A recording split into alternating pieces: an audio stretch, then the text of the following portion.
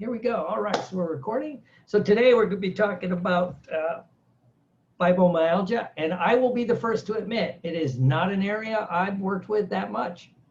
You know, I've dealt with it some, mainly when I had my clinic and I was doing a lot of weight loss, and then people would say, "Oh, by the way, I have this," and all I would do would I would still do because they were in the weight loss protocol, they were getting a lot of stress management.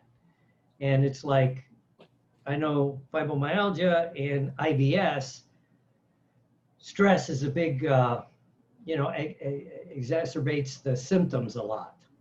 So if you can just lower the stress, the symptoms, I'm not saying they go away, but they subside somewhat. Kind of like Billy would know and Albert, post-traumatic stress, if you lower the general stress level, the symptomology of those things get better. But I would usually try to send them to somebody that's what they do more of, you know.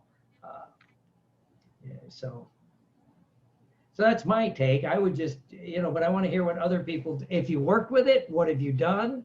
I always like to hear what works. Have you tried something that didn't work? I know when I go to psych conventions and they have the meetings, sometimes I like hearing when guys talk about what they tried and didn't work. So they tried something else. So who, okay, jump in, Miss Lori. Here's something interesting. I'm an MD, but I've learned about all the alternative forms of medicine, not acupuncture, but acupressure and tapping. And I'm just beginning my hypnosis journey. But what is said in homeopathy is something will manifest externally, and then if it's not addressed because it starts off as a spiritual, emotional, mental issue, it will then, so if topical steroids are used and topicals are used, it then goes inside, and what happens is the rash turns into asthma. And then if you start treating the asthma, it internalizes even more. So for example, now you know that Louise Hay has discussed you can heal your life. And the body is simply a metaphor for what's going on in one's life. You have Charles Curtis, who also says that. So I had a rear-ended car accident 4 years ago, low back pain from it, first time I've ever had pain. Advil has relieved everything else in the past. And I took hypnosis and a tapping class simultaneously. And during that summer, I tapped the pain out of my lower back pretty much. So tapping, of course, is going to be an integral part, and that is acupuncture or pressure without increasing the voltage. Then all of a sudden, over the course of the last 3 years, that lower back pain has radiated into my left hip. And I am at the point where it's affecting my lifestyle. So it's time to get a new hip. So I decided to go for prolotherapy, which is alternative, and it's recombinant DNA stuff and germ cell stuff.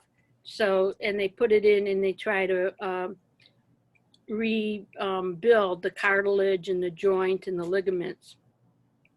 And I don't know if it's working, but the weird thing is he goes right into the joint and injects with this therapy. It cost me $4,000, cost my accountant $3,000, but that's 1/10, 1/20th the price of a joint, right?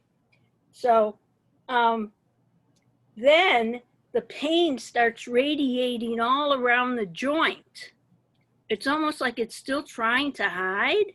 It goes from the back where there's ligaments in the back to the front where there's ligaments in the front to the side. It's like where there are ligaments and tendons, it remanifests. And so I tell the PA today when I go for laser treatments, I said, this pain is radiating around. She says it moves around. And I think the fibromyalgia patients are the same. Their pain moves around and remanifests, but it's moving out. So I'm just in the process of learning this myself, and she suggested hypnosis, and I said, oh, good idea. So I'm going to start the self-hypnosis also, but I have a feeling that that probably mimics the fibromyalgia a lot. Yeah. Yeah. Cool. Not cool, but cool. Yeah. Cool. All right. Who else? Has anybody worked with fibromyalgia in particular?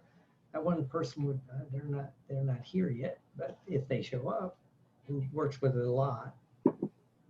I've had only one or two kind of experiences with people with fibromyalgia. I do a combination of techniques and let them know. I mean, sometimes they're expecting it's going to go away, and it's like, well, no, it's just how to minimize or the impact or how to manage it is the start, right? So their expectations are there.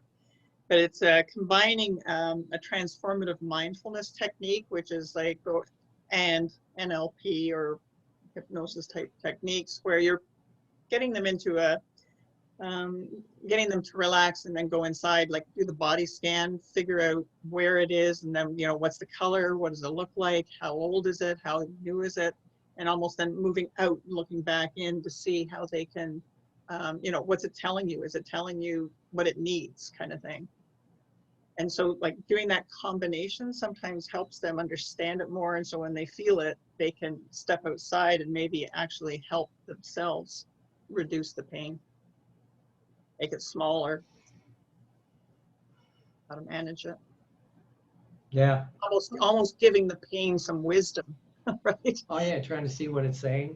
What you know, really what's it telling you? Where is it? How is it? How big is it? How small is it? Is it red? Like doing almost that submodality kind of thing with it, just to understand. Right? Now I'm having a flashback, and not the good kind with the dancing unicorns. But I was at a conference. It was at the Guild, and it was when they were still in Nashua, New Hampshire. So that had to be 15, 16 years ago, something like that. And there was a seminar, and it was one of the coolest, and I can't think of the guy, I think he's passed now, but he did ideomotor signals when he was working with chronic pain. And I remember I remember mentioning fibromyalgia, IBS, and that, because you didn't want, according to him, and I gotta think of his name, he was also, I think he was a master level social worker, but his thought was, by using ideomotor, he didn't want the person to consciously try to decode what was going on. You know, and he did it was interesting. I'm like, this was pretty cool. And somebody had chronic back pain from an accident that Lori made me think of that. And so he brought him up and he did the whole thing. And, you know, I remember I was pretty impressed at the time. And I don't use ideomotor signals that much. So, but it's kind of like in the 6-step reframe from the classical NLP world. And in fact, that's kind of what he did. He was reframing it. What is this? Kind of what Lori what is this, like Lori, what is this pain telling you? What is it protecting you from? His big thing I remember was, what is it protecting you from? You know, what is it protecting you from? So anyway, that's just I just came to me, and I'll think of the guy's name probably in the middle of the night. My eyes will pop open and I'll go, so-and-so. So anyway, so let me ask you, what do you think, Mr. Billy? Good doctor. I haven't worked with fibromyalgia at all. And I've only, being in the Navy, I didn't run across many people, a couple of Navy spouses or relatives that had fibromyalgia, or that was their formal diagnosis. And it seemed very debilitating. But I've never worked with it. That's one of the reasons why I was hoping you rescheduled this event, because I was looking forward to hearing more about it. Okay. Did you work much with IBS? Again, only with a couple spouses. That if you really have IBS, you're not going to be considered fit for duty. Along with that, I think one Navy spouse that I worked with had Crohn's disease, Okay. and that was just addressing my understanding at the time was addressing the symptoms, and trying to make sure that nothing triggered one of the bouts. But that now is, I hazard to say, that those clients, say clients, didn't charge them very much. Those are probably 12, 15 years ago. The Crohn's disease was only about 12 years ago, but the IBS spouses were about 15. Don Rice. Oh, The guy's name was Don Rice. He lived in Arizona. So totally irrelevant information, but it was, I always try to give it credit where it was. All right. What about Miss Carolyn? Have you worked with fibromyalgia? You know, I have not seen someone, I haven't had anyone come in with that diagnosis, but I can tell you, I was diagnosed with fibromyalgia 20 years ago in 2000, in the year 2000. So I know personally how I control it, and what triggers it for me is stress. And it first reared its ugly head when my dad went in for triple bypass surgery, and he was 80 years old at the time. And, you know, I was very worried about him and having to take care of my mom. That triggered it. I got that diagnosis. When I was first diagnosed, I was completely debilitated. They talk about chronic fatigue. I had never known what it was like to literally not be able to lift your head off the pillow, being that weak. So I've seen it at its worst. Distraction, like chronic pain, which is what it is, but it migrates around the body. And what a lot of people find is, you know, one week it's this complaint, and the next week it's in your joints or it's in your muscles. And sometimes it's really hard to localize where the pain's coming from because it's neurological. And I think I've heard it categorized as an autoimmune issue where the nerves become overly sensitive. And there was a time you could not touch my skin because it would feel like it was on fire. It's horribly painful when it flares, but it can be controlled. And distraction, activity, controlling your stress. And so that's where I started really specializing in stress management and pain-related issues. And it was driven from, you know, what was happening to me. So I've always used myself as a guinea pig, hence that video. But no one has come in, and, you know, who knows if they may have it and they don't even realize it. A lot of doctors, especially 20 years ago, thought it was a psychosomatic condition. And, you know, women were being belittled and being told, you know, you're overly sensitive, or, you know, have a It's glass just of wine. menopause. Yeah. Yeah, go home and have a bagel.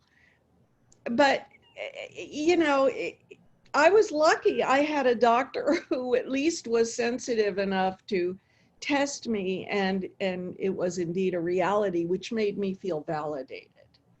And I've since, you know, gotten it under control. And I still have really nasty flare-ups. At least I know now how to kind of rein it back in. And meditation is the first thing I would recommend to someone who comes in with that diagnosis, because that is the best way to calm the mind, center yourself, and really from within start thinking about that healing and getting that healing going. So meditation is a huge help. Self-hypnosis, same thing, really. And it is very effective, very effective. They say exercise helps too. For me, not so much, and that may be because I pushed myself beyond my limits. So I find I have to rein myself in when I do start to exercise so I don't re-injure something that's, already, as my doctor would say, very angry with me. But Lori brought up some really good points, and the prolotherapy does help. I've had it too. I've had the stem cell. Anything you can do that's a natural healing, even herbal, just helps to calm the body.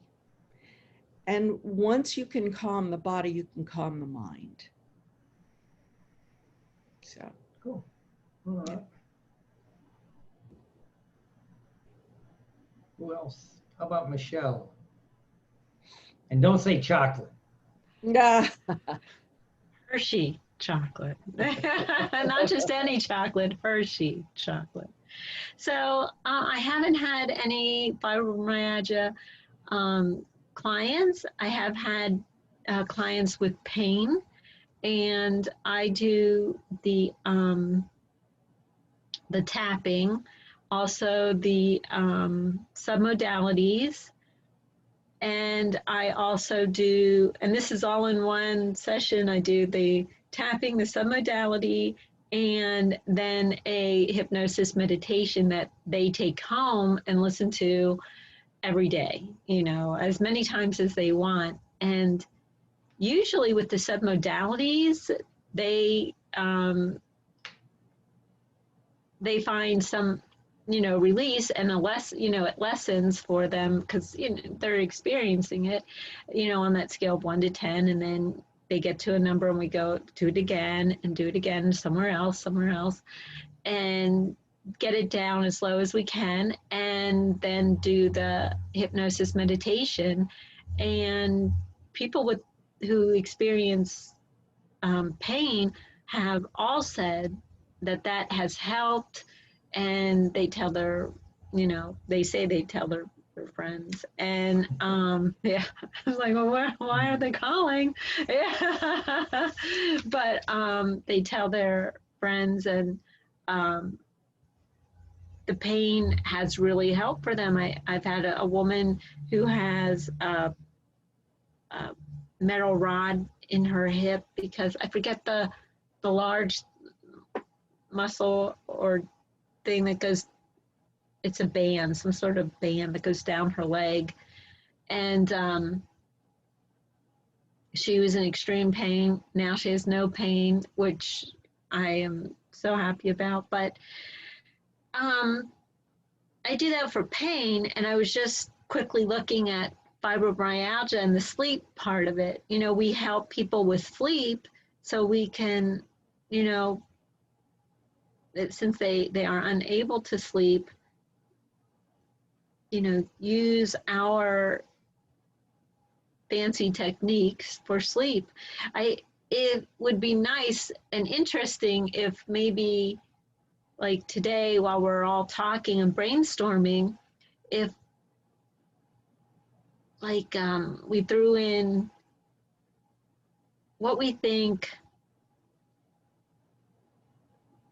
because Caroline would know, but because I don't have any personal self-experience with fibromyalgia, and Laurie would know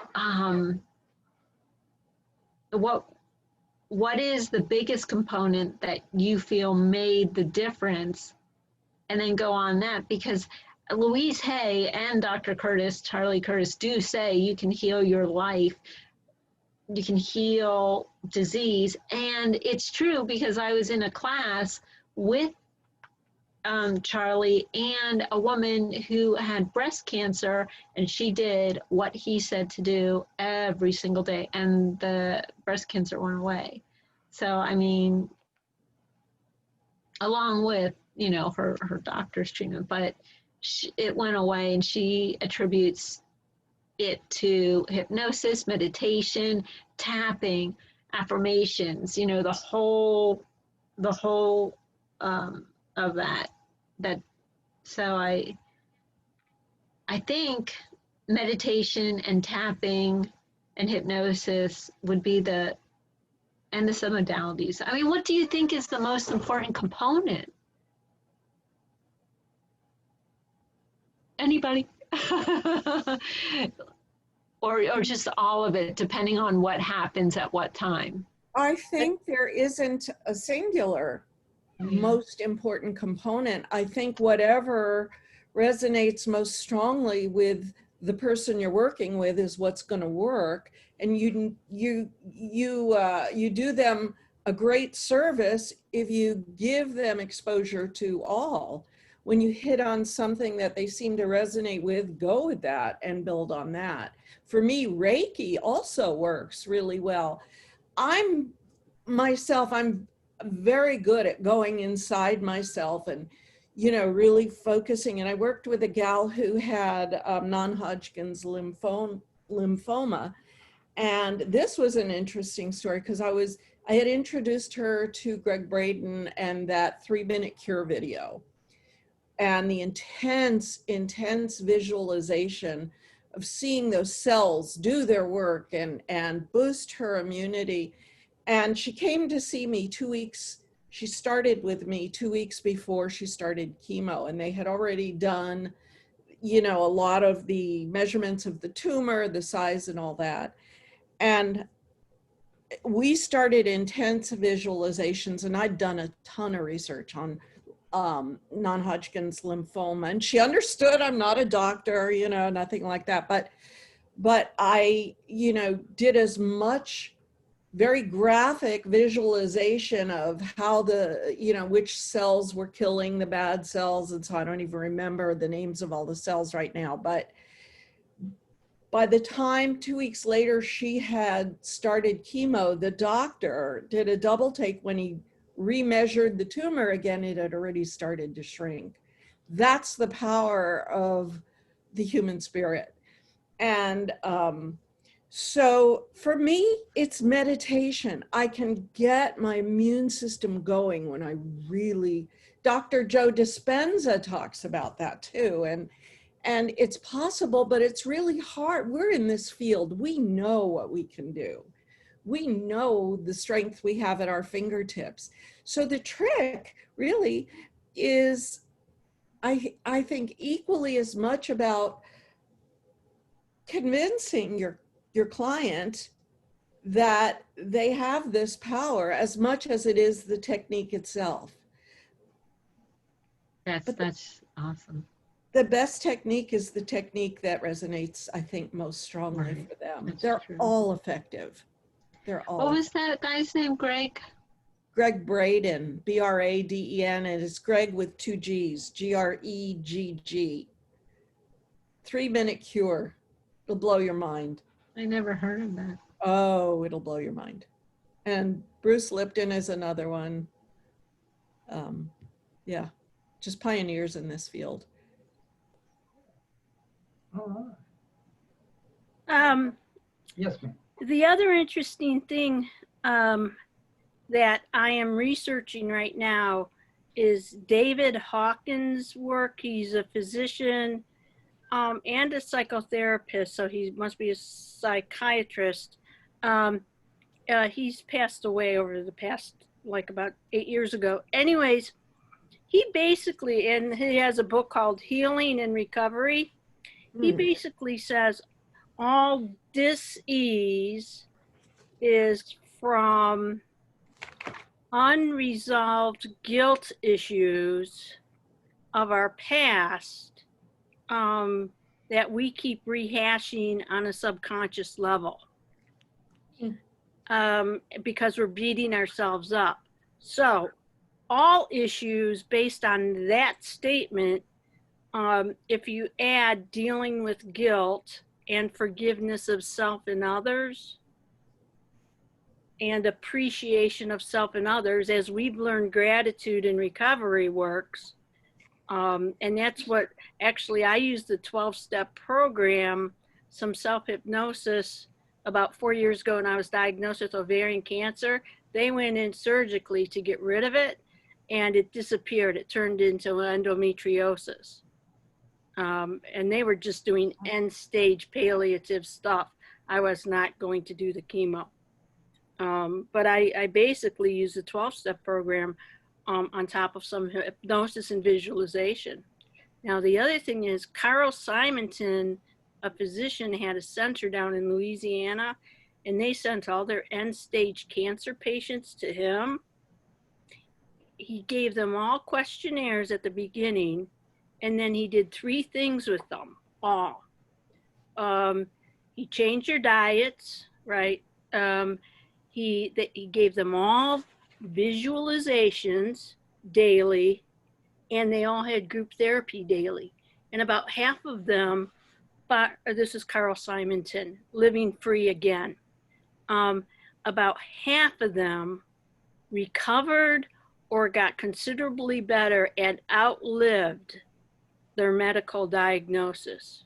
The other half still died. And the only difference was that questionnaire, which basically asked these people, do you want to live or not? Life's hard. And so about 50% of those people just didn't want to live. Well, and it's a process, it's a human condition. Yeah, absolutely. But as hypnotists, we're going to be getting the majority who want to live. Right. So I think visualizations as well as diet is a huge component. Now, I know you've done addiction work, Will, and I think that something has to replace the group therapy. And I forgot who it was, the circle process or the power of 8. Who was that? She did work on the field. Anyways, there's something spontaneously healing about the circle therapy or 12-step programs where we share our own experience, strength, and hope without judgment. So I was just thinking about bringing clients back in for different groups, support groups, but I'm still, organizing that. Any thought? And part of the thought process behind the 12-step program is actually seeing people who've recovered. Most of us, especially if you come from an addiction world, you've never seen anybody recover. Your uncle died of it, everybody's, dad's in prison, the greatest hits people have. And then they start going to meetings, this guy's been sober, that lady got sober, and then, and again, that's one of the slams on some of the medical treatments. They never point out the people that get better. They'll call it a one-off, a spontaneous remission, doesn't happen too often, like, what's his name? Billy, the one that wrote the book we're reading, the anti-aging book. You're talking about Sinclair. Sinclair, that he kind of points out, it's like we should be studying the spontaneous remissions, not the other way around.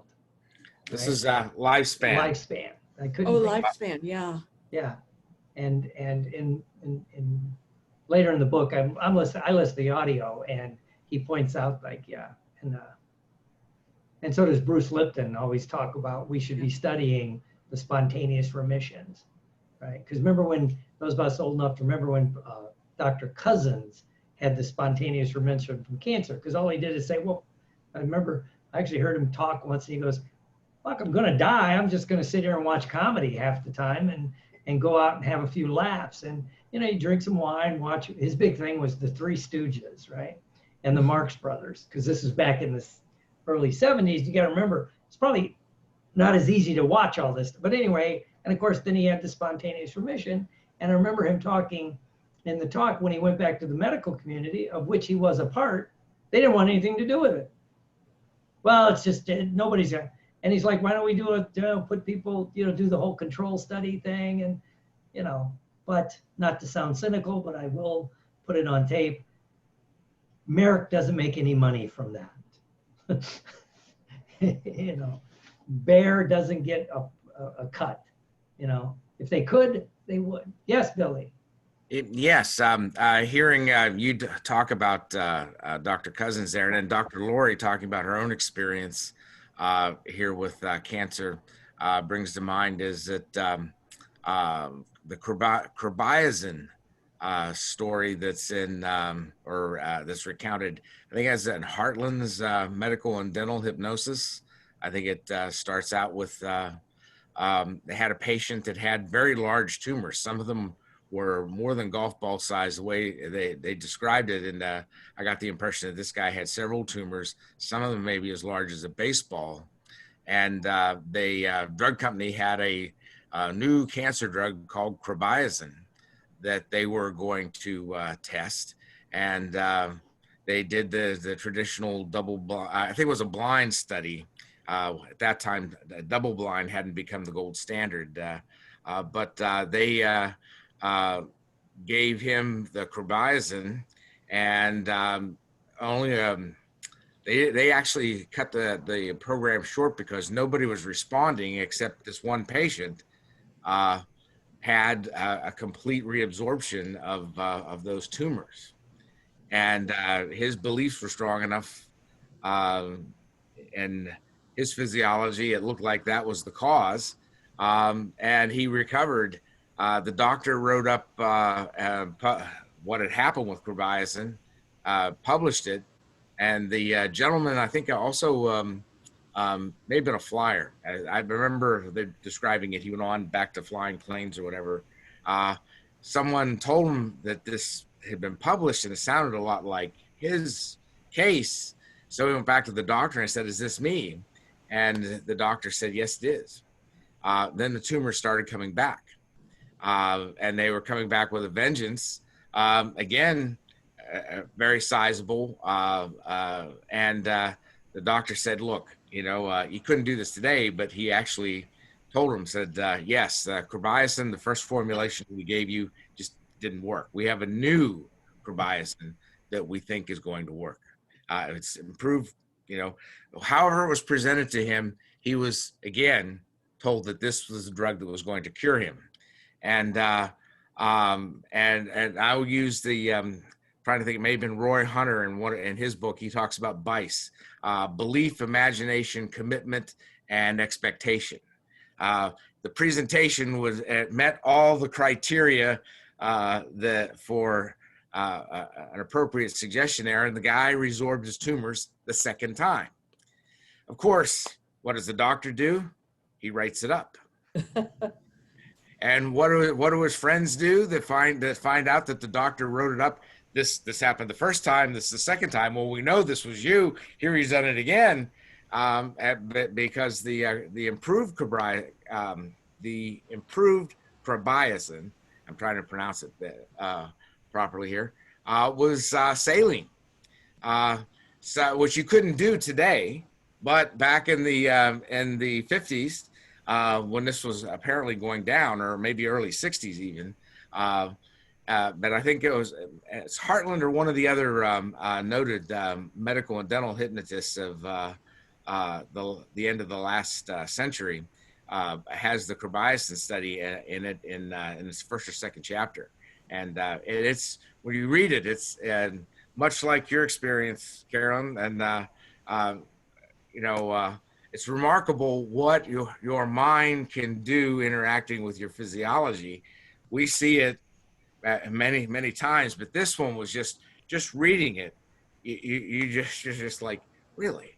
Are my thoughts really that powerful? How am I hurting myself today?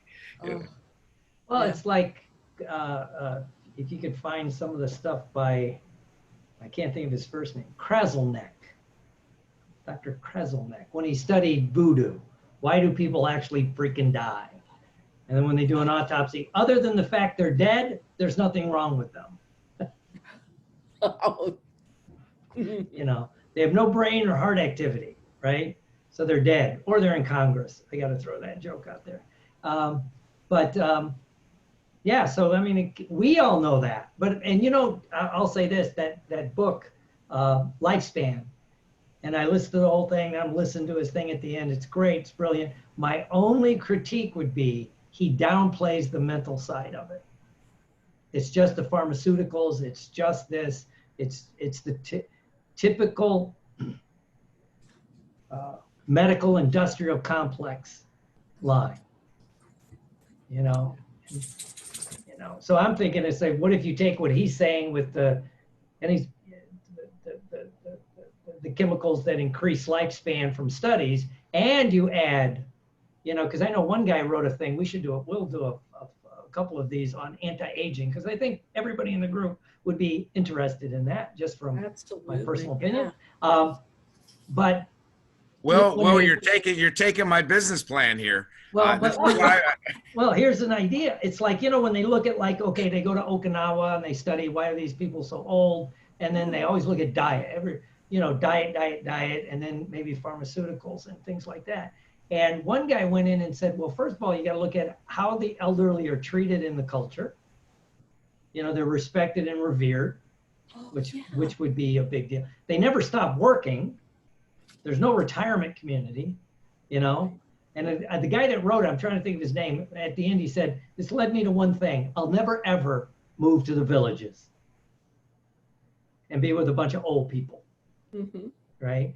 But so they look at the diet, but they don't look at that. And the mental aspects of it, and how much does that control? Yeah, you can eat. Yes, Billy. I think it harkens back to, I think it was Viktor Frankl, and his book. It comes down to, do you have meaning in your life? Do you have some higher purpose that you can really apply yourself to, or even feel called to fulfill? That seemed to be essential for people to endure the unbelievable conditions that they had in the Nazi extermination camps. And I think it's borne out in those Blue Zone studies. I can't remember the guy who actually wrote the book Blue Zone. But you're talking about the people that live to advanced years, the centenarians, that they belong to a culture that has purpose and meaning for people in those advanced years. And they look to them as sources of wisdom, and they're accepted, those kinds of things, just as you said. But Frankl comes to mind, and just looking at who's going to make it and who's not. And even some of the books I've read over the last decade, like the ship, the Indianapolis, I think it was about 4 days after it dropped the components of the unassembled atomic bomb, at least one of them, probably the one that went to Hiroshima, was delivered by the Indianapolis to Tinian. 4 days later, it was torpedoed. And there were about 4,000 people. Trying to think. It's at least 3,000 probably. But the number of people that survived in the water was well over 1,000, maybe 2,000. But the number that actually survived, because they had 4 days, the ship was unrecognized, that it was lost. Because radio communications, the war hadn't ended, were still pretty sparse, and they missed maybe a regularly scheduled call in, but someone actually finally, I think flying, spotted them. But only a fraction, somewhere around 300 or 400 people survived. But talking to those survivors, it becomes clear that the people that really were able to endure, I mean, baking under the sun, not having anything to eat, but worse yet, not having anything to drink, just unbelievable. Most of us think 3 days is about as long as you're going to last without water. But these people were definitely committed to the purpose they felt in the war, but they also had other commitments at home. It's I just point that out, that Frankl pointed out definitely in the extermination camps, but you also see it routinely, people that do these extraordinary things in times of war. Oh yeah. Well, just like, that's why states that have life sentences without the possibility of parole, those inmates die young. states that have life sentences, but you might get paroled after 25 or 30. Some of they will hang on. Yeah. You know, it's just that little, and also too, they're much more, if they get life without the possibility of parole, they're much more likely to kill guards, kill other inmates. You know, it's because what have they got to lose? Yeah, that's a good. Okay, cool. Yeah. Well, and then the last thing I would say, because I know we deal with this with a lot of the stuff we deal with as hypnotists, especially if people show up with some kind of chronic illness. How much of whatever it is part of their identity, and do they want to give up being, you know, having IBS or fibromyalgia or being, you know, on a negative side, you know. I've often wondered that too, because you know, it's like, how will I be without this disease? they talk fondly of it almost. Also, they're, you know, in the secondary gain. Mm-hmm. You know, The I don't attention. got to go put up with my freaking family on the holidays because I can say I'm having an attack. You know. It's true. It's true. You know, it's. So that's such a good point. I actually had a client say to me 8 sessions in, she was wheelchair bound. She was choosing to starve herself because she became so weak that her husband had to take care of her and cater to her. And she lived on a beautiful property not far from where I live, and kind of out the country. And you know, her husband just, she was living a life of luxury because he catered to her every need. 8 sessions in, as she started to feel better, we were talking and she said to me, honest to God, you know what, Caroline, I just realized something. And I asked her, what is that? And she said, I don't think I want to get better. My whole life will change. What if what if my husband realizes he doesn't need to take care of me anymore? This won't work for me. And I said, then there's no need for you to come back. You've made a very important decision, and that's okay. You know, no judgment, no right or wrong, but at least you know where you stand now, and that's good. But I mean, she literally said, I don't think I want to get better. I need to stop coming. Yeah. She didn't want her husband to even know she was getting better. That blew my mind, because that was very early on when I was a brand new hypnotist, and I never thought I'd see anything like that. And those of us that studied addictions could tell you, as somebody goes, their family wants them to get clean and sober. We'll use alcohol and drugs. And they go in and they start getting clean and sober, and then they decide they don't like this. You know, this person has an opinion. You can't guilt rid them a lot, you know. I like mom or dad better when they were drunk, right? Because I could guilt them into whatever I could guilt them into. We've seen that a lot. Manipulation. Okay, so Will, given that history, and now it's interesting because when a client comes in, one of the first questions, do you want to get better? Do you want this to go away? And they all say yes. Now, I think that's the first step in creating what would be called a cognitive dissonance or internal conflict, because everything becomes what happens is there's an internal conflict that's unresolved. But that creates a dissonance, and then the next thing that comes up will be that awareness ultimately. But then the other thing with hypnosis, and I know you do this with all the NLP, is dissociation. Okay, this is my disease is me, and then you start dissociating that disease. This is my disease, this disease, that disease. It becomes something out there. Oh, and I'm just experiencing it. I don't have it. I'm just experiencing it, and it can be transient. You know, the idea is to make it from this to that, but I think they need that awareness first but then begin dissociating it. Now, do you wait until they want to dissociate from it if they have the awareness that there's still positive gain? You talk to Ken Guzzo, and you can switch that around simply by tapping, EFT and tapping, and it's basically about accepting yourself exactly as you are, and then tapping yourself through again. But so you can switch that around for how long, I'm clueless, but. Yeah. Well, and then we'll jump in with Albert, because I'll self-disclose. It was 11 months ago, I tore my Achilles tendon, right? On the leg that's been rebuilt, like the knee's been rebuilt like 3 times. It's one of my hobbies, getting my knees rebuilt. And that's and I tore it about, I think the guy, he estimated, because by the time I got into the VA, it had been like 6 weeks. So they weren't going to do surgery, but he said, it looks like you probably had about a 75, 80% tear, which is not a very good thing, especially if you're an athlete, right?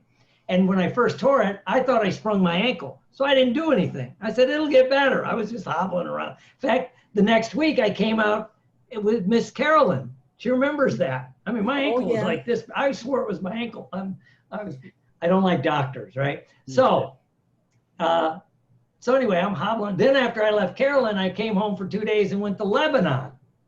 So you got all the flights and everything. I'm not the brightest bulb in the package.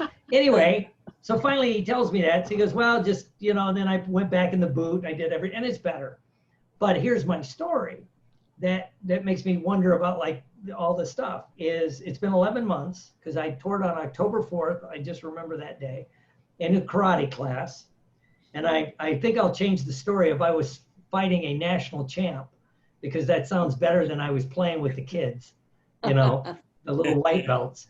And, but anyway, so I got this and I still got a hitch in my giddy up. I still got a thing, a limp, and the calf muscles just now starting to come back. Yeah. But the reason I'm bringing this up is right before I went to like Hypno Thoughts, I was on a set for an infomercial, right? And the person noticed it, that when the camera was on me and they were going action, I walked without a limp. Oh, wow. So when I cut, let's reset, go back to 1, to use our acting terminology, I would hobble back. I was doing a medical thing. So I'd take my gloves off, get reset. Okay, action. I could walk over, grab the gloves, put the gloves on, do what I had to do. And I've heard that said a lot. There's a famous story of a Broadway actress whose hands she was like in her 70s. I forget her name, but I mean, her hands were, I'm not making fun. Her hands really arthritic, right? And she would be in a play. She's also a singer. And as soon as she got on the stage and the lights hit her and her hands started to relax, she could go through the play. Then after the curtain call, her hands would tighten back up. And and people say, is that possible? It's a really good actor is classic multiple personality. Yep.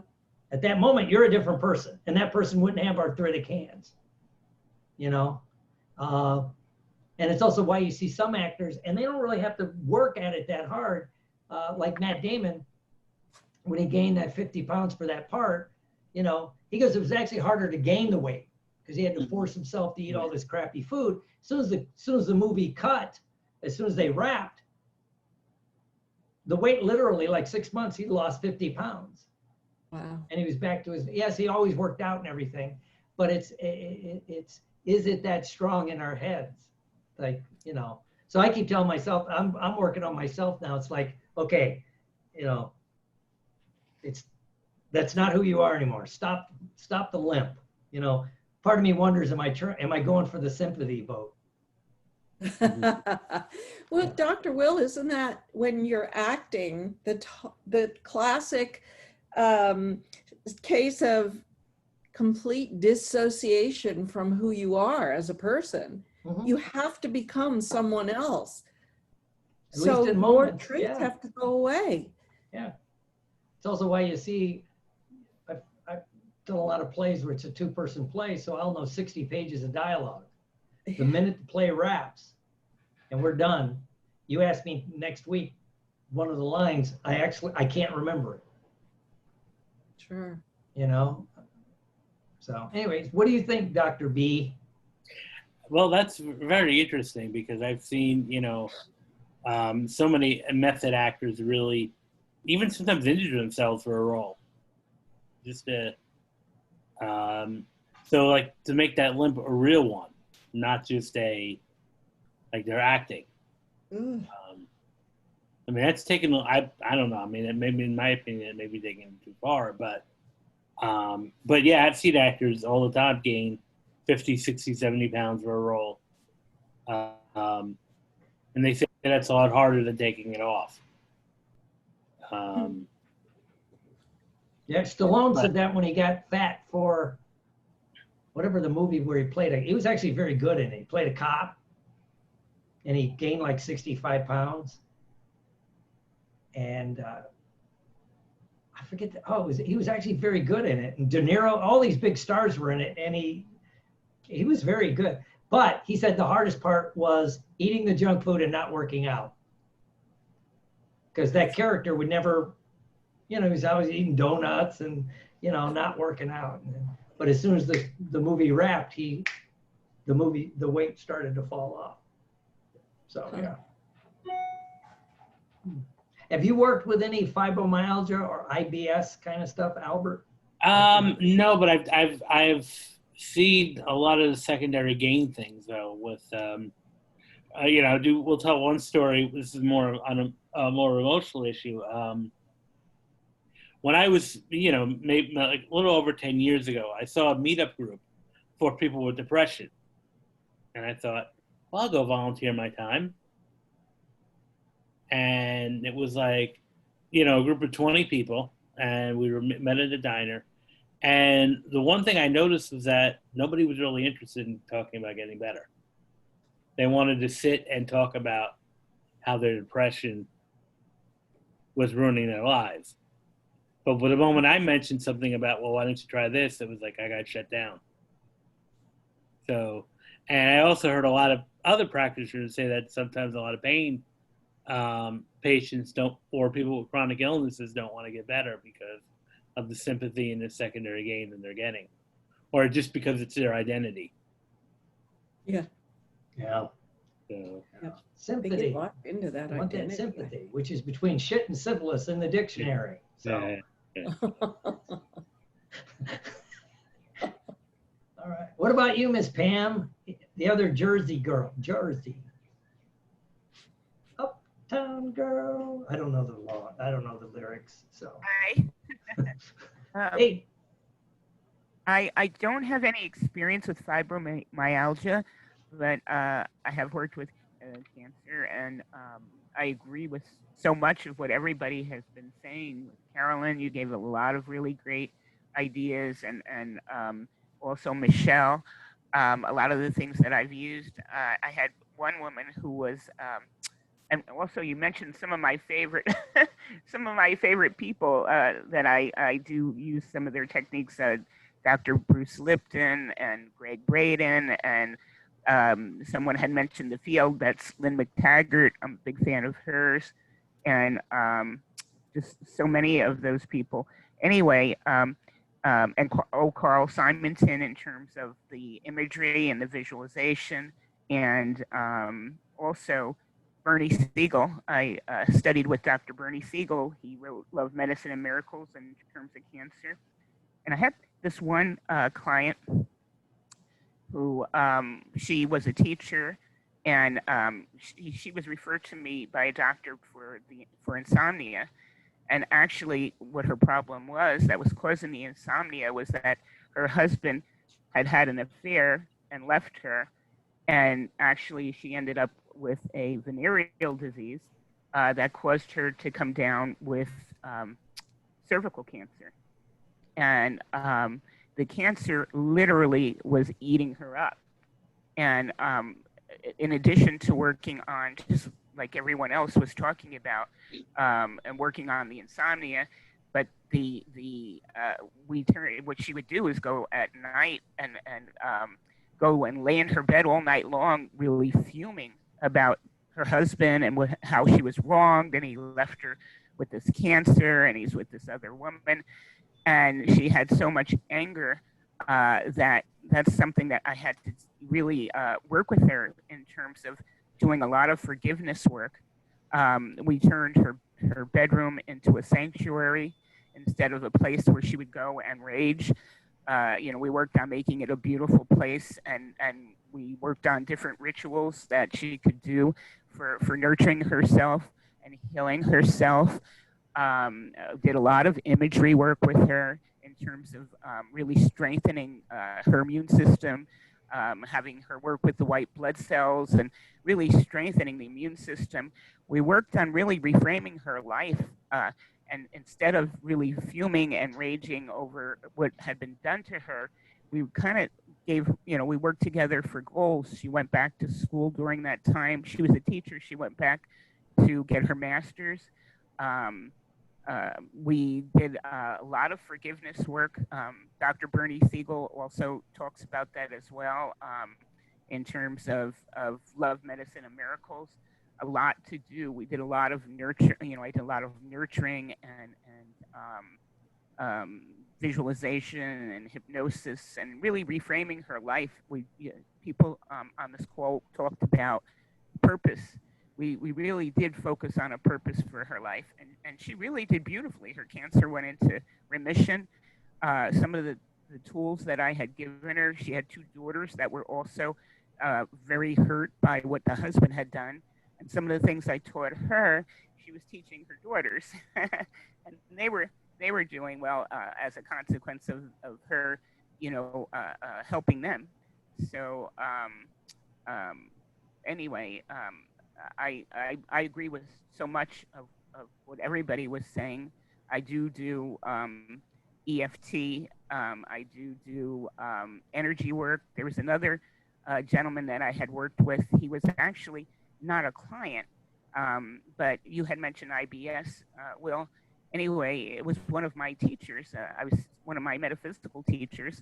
I was at one of her workshops, and her boyfriend was there, and she wanted me to see what was wrong with him. They didn't tell me anything about what was going on with him. And so I did a body scan, and I saw that there was something going on with his colon. And I just felt that it was colitis. And so I did some hands-on healing, some energy work with him. And all of a sudden, I thought that I heard him because he grabbed his stomach and he goes, ooh, ooh. And then, so he said he felt a little better. And then I didn't see him for a period of months.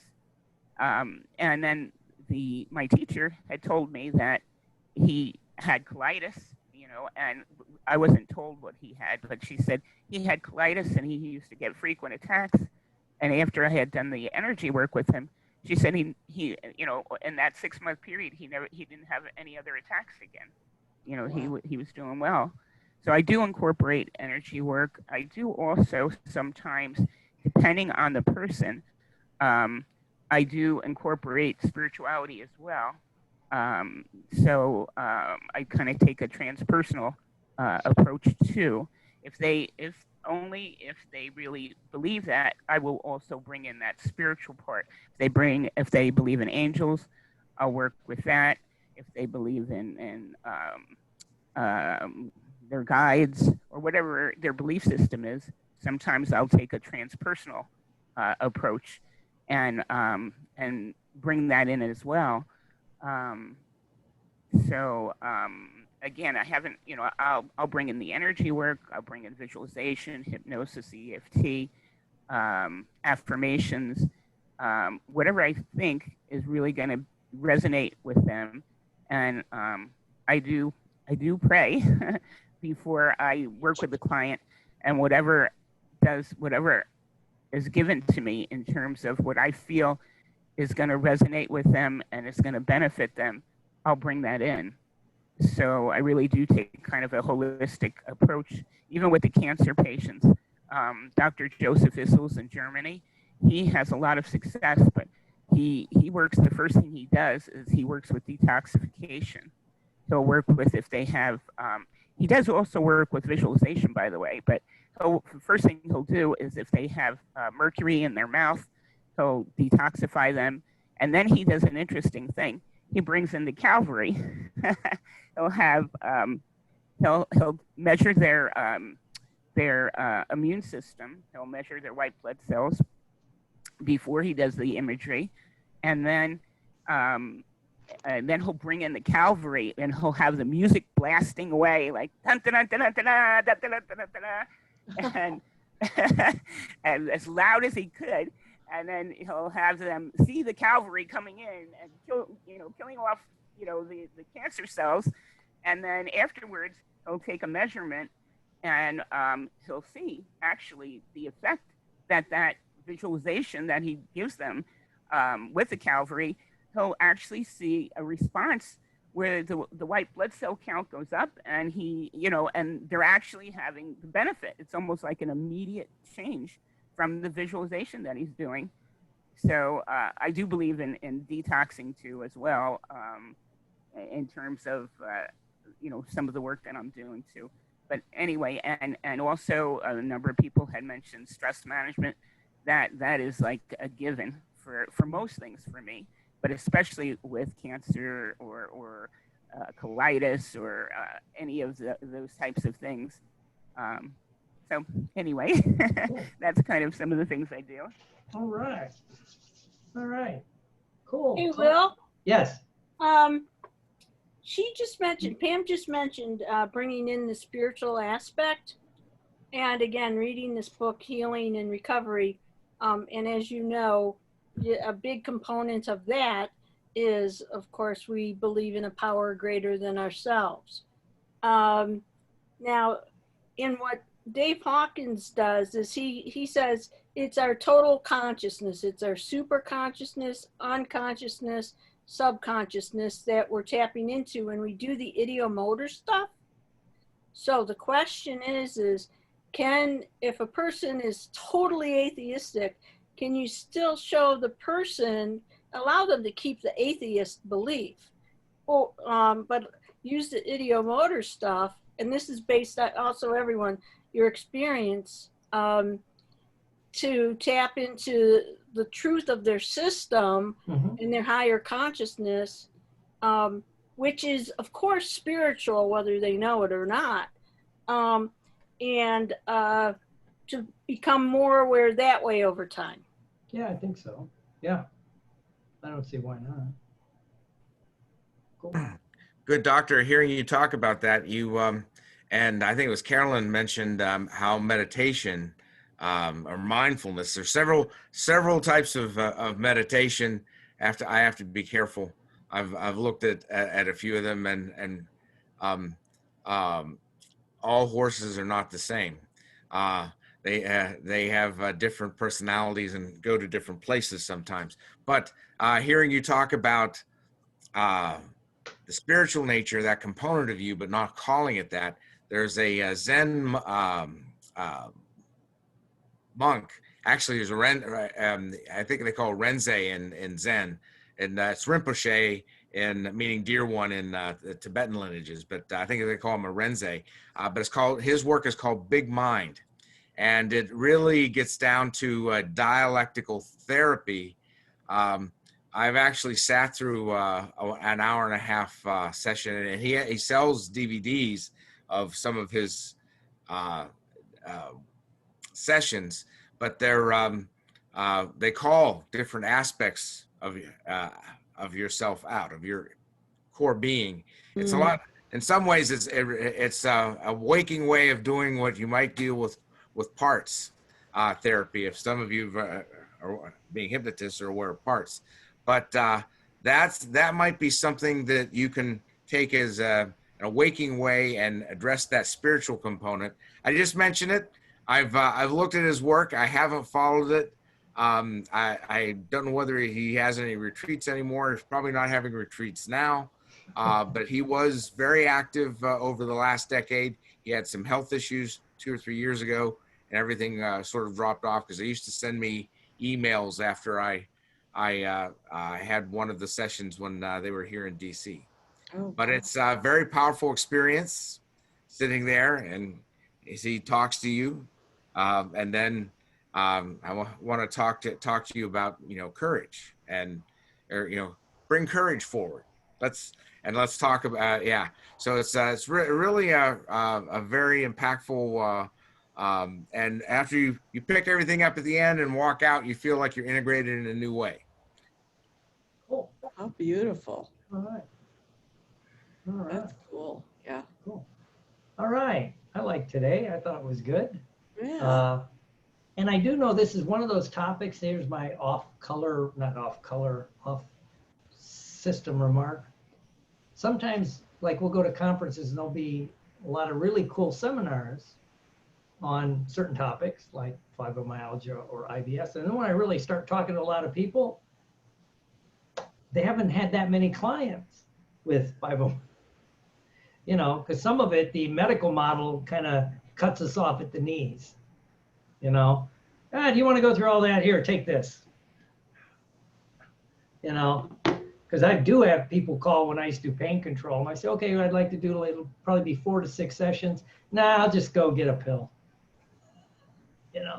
And, I don't have my office like I used to, but I did hear from some people with the offices is it started picking up for pain control with the opioid epidemic, because then it became obvious you may not want to go down this rabbit hole, and it became harder to get pain pills. You had to go to your regular, here in Florida, have to go to a regular doctor, and then you got to be prescribed to a pain doctor. Regular docs don't give pain pills, unless you're an oncologist or something like, or a surgeon. Most of your primary care, nope, you got to go to the pain clinic, and so anyway, all right. Thank you all. Next week, let's talk about beliefs. Ooh, yeah. Power of beliefs and how you implement that and what it again, this is more of a group setting for quite a while. I want other people's feedback. Cool. And Dr. Will has a new class. Oh yeah, I should mention, see, I'm not there. I got to work on my marketing. Yes, I'm going to be doing a waking hypnosis class. It starts, it'll be going out the next day or so. September 29th. It's going to be 2 days a week, Tuesdays and Saturdays.